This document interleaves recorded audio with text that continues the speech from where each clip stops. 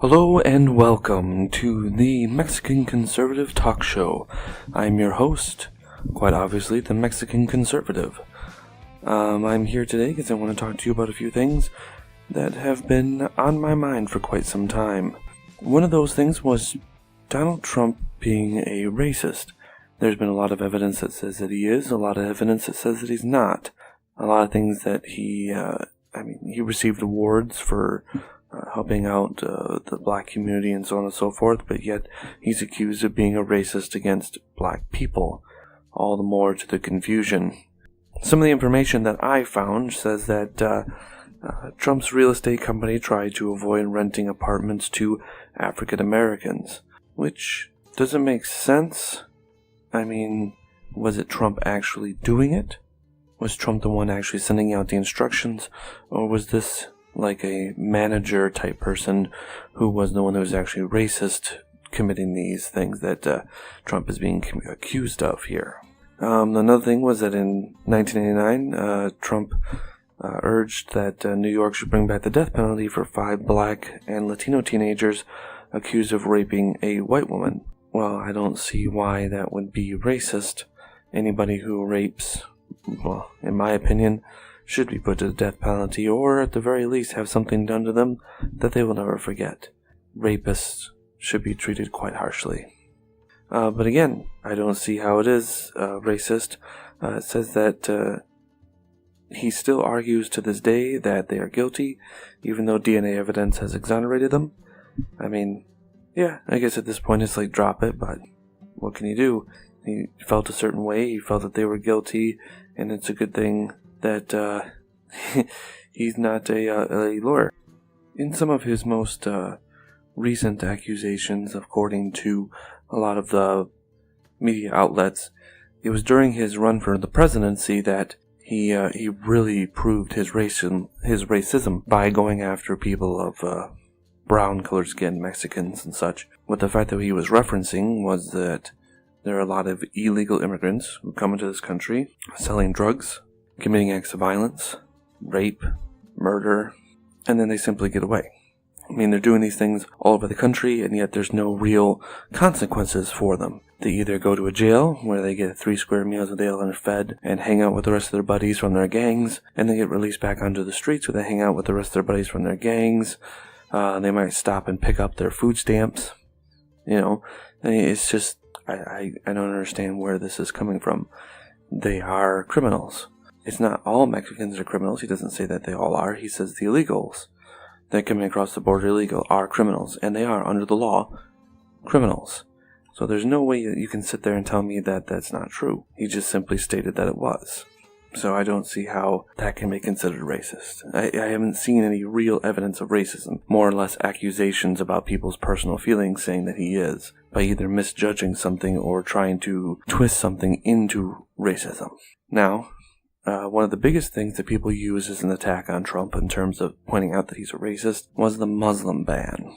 Of course, we all know that it was a temporary ban and that it was set up to ban people from certain countries where they perceived there could be a likely or possible threat of a terrorist sneaking into the country, being able to get through train migration systems, so on and so forth. I mean, it's not really racism when he's trying to protect the country because people that are terrorists come from these regions. There's a lot of terrorist training camps in the Middle East. A lot of the liberal left-wing media tries to pretend like terrorism does not exist in the Middle East.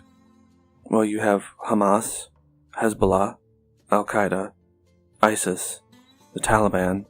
All these groups exist in the Middle East, and they are some of the most dangerous groups in terms of supporters of terrorism on the face of the planet. So how can you really argue and try to defend, saying, he can't do that, that's wrong, that's not right, even though some of the world's biggest, most powerful terrorist groups all are basically have their headquarters in the Middle East, and banning certain travel from certain countries or taking refugees from certain countries just seems like a good, safe idea until a better system is placed to make sure we can more thoroughly vet someone so that we're not experiencing certain things like other people have forgotten, like, 9/11, San Bernardino, there was a Florida nightclub shooting, the Boston bombing.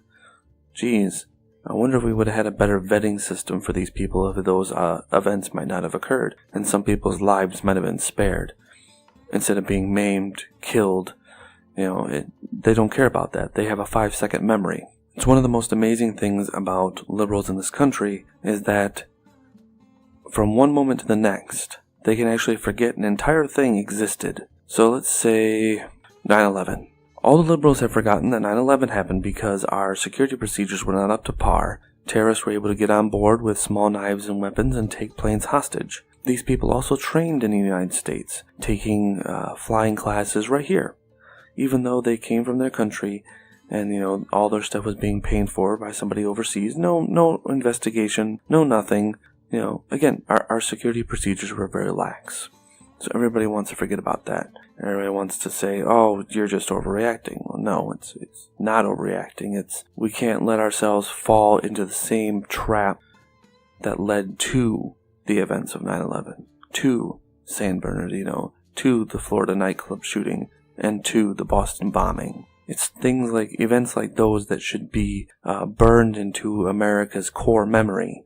But it seems like as 6 months later, the entire country has forgotten about it. And that's one of the saddest things that could ever have occurred. I pretty much blame the Obama administration because as soon as they possibly could, they swept all these unhappy thoughts onto a rug and tried to cover them up with as many other things as possible so that people would forget about them and not focus on them so much. Because if they started focusing on them, well, then people might start asking questions. People might try to seek answers and understand why and how these things happened. But the quicker that the next thing came up, the faster people forgot. It's one of the beauties of bureaucracy, is that they can make things disappear quite quickly or appear out of nowhere.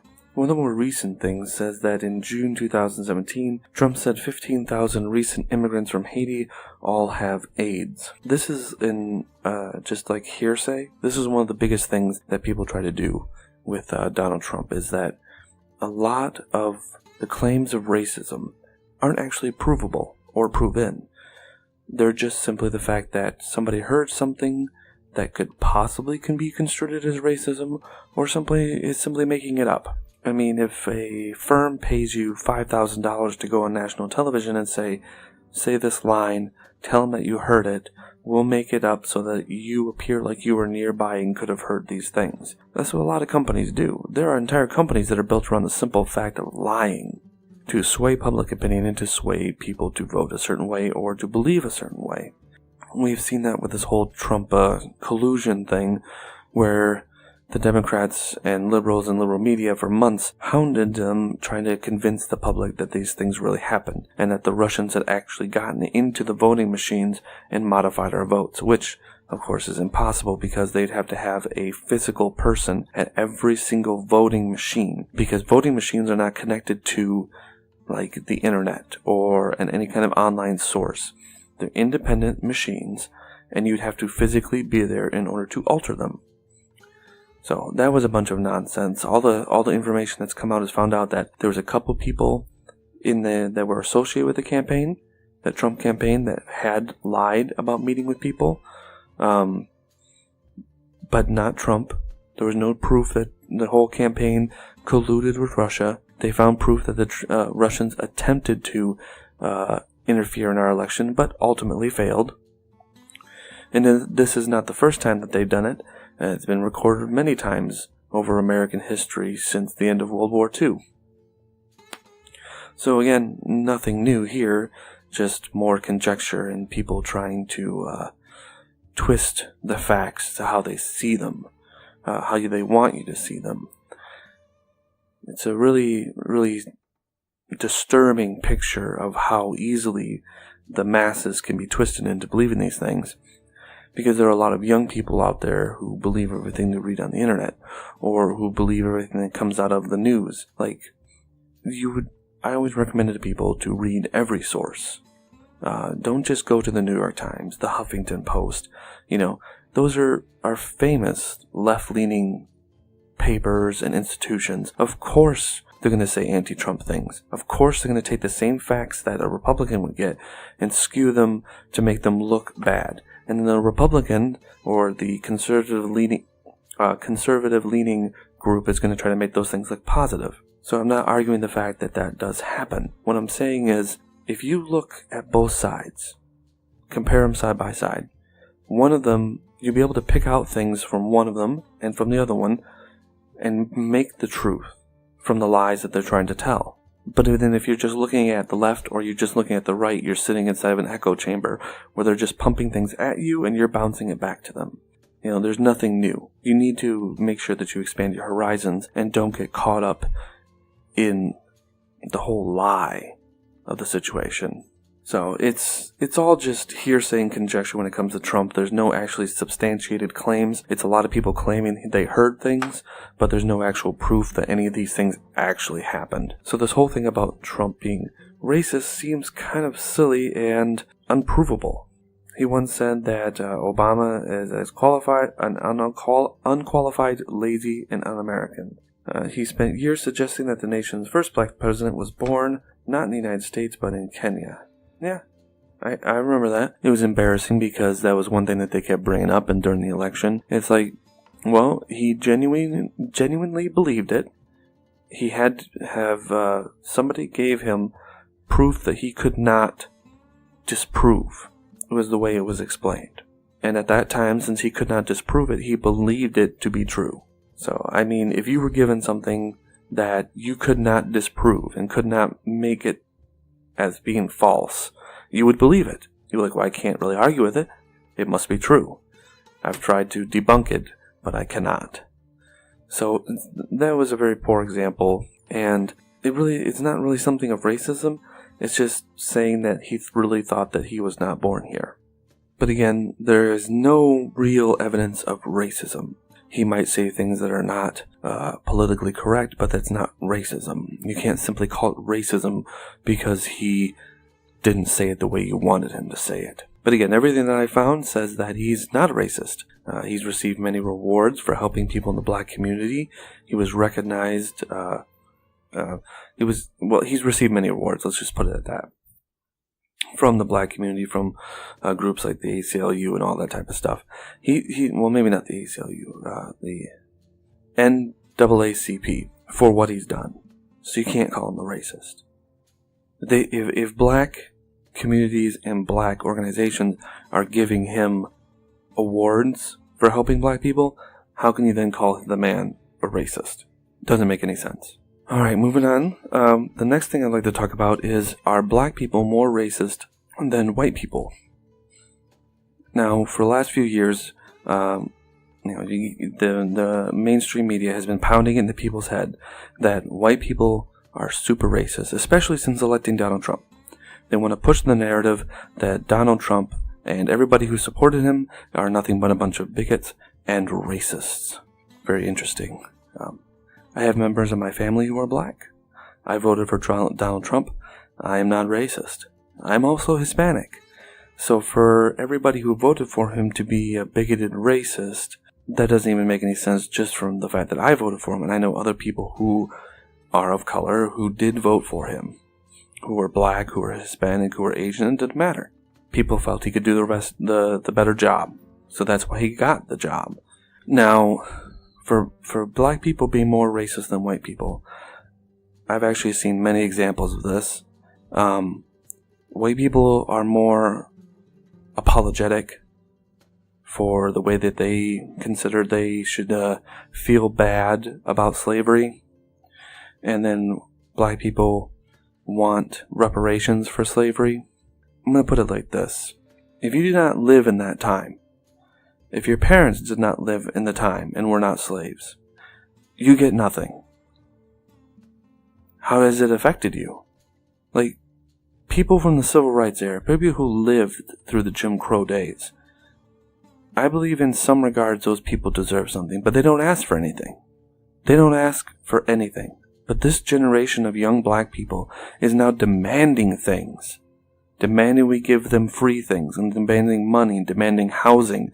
It's like, what did you do to earn these things? Did you go through the civil rights movement? No. No, you didn't. You were born long after it. Long after America had become a lot safer and a lot more equal place than it had ever been before. Were you a slave? No. All these black people weren't slaves. So to sit there and try to demand something for something you never experienced or something that never happened to you is just insane. Now a lot of these black people are setting up their own private groups. Exclusion. They're doing segregation. They're not allowing white people to come to Black Lives Matter meetings. They're excluding them. There's been many reported cases of people who were supporters of Black Lives Matter who were white, who were then told they couldn't come in because they were white. I don't know if you realize this, but that's racism. That's judging someone by the color of their skin and saying that you are less than me, therefore you cannot participate with me, or be in my space, or share the same space as me. Sounds like the Jim Crow laws, but in reverse. Sounds like segregation, but in reverse. So the things that these young black people are trying to claim are the things that they are doing. They are being racist. Now, more examples of this is that in my personal life, I've experienced a lot of people, black people. There's people out there who think that a black woman should never date a white man. Why? Well, that's just the way they think. She should stay with her own kind, is what I've heard, which is a very disturbing idea in and of itself. It's like, if the white guy doesn't think that, why should she think that? They seem perfectly happy together. Why not just leave them be? No. Black men think that, and black people think that's inappropriate. Why? Why is it inappropriate? Well, they're mixing races. I've heard people say this, and have said this. That's coming from the black community. That is upsetting and disturbing in and of itself. So, white people are the ones that are racist, yet black people don't want black and white mixing. That's racism. Then there's all this racial appropriation stuff where you're stealing our culture. First of all, America is a melting pot. That means that all cultures come here to merge into one. If you don't like that your culture is merging with the American culture, then take your culture and yourself back to where you came from. That goes for people of Asian descent, Mexican descent, African descent. If you don't like it, leave. There's the door. Bye. I have no sympathy for these people. They want to sit here and moan, complain, and whine, and then demand, stomp their feet and say, I deserve. You don't deserve anything. And I'm going to tell you that right now. Anyone that believes that they deserve something that's today from the Black Lives Matter group because of, my great-great-granddaddy was a slave. Were you? No, you get nothing. My great-great-daddy was beaten by cops in the civil rights era. Were you? No. You get nothing. That's just the simple logic of the thing. You can't demand something for things that never happened to you. Okay? The Native American peoples, they can demand. They lived here first. It's proven they lived here first. We came in and stole what was theirs, and now we're trying to make reparations for that. Okay? Now, if black people want to say, we deserve something too, it's like, we can give you a free boat ticket back to, Africa. Because this wasn't your land, you didn't own anything here. We brought your people here, as slaves. We can set you free and then take you all back to Africa if that's what you so choose, but there's nothing else that is yours that you deserve or you're entitled to. That's just my personal opinion. That's the way I feel about it, the way I've seen it, and the way I view it, so.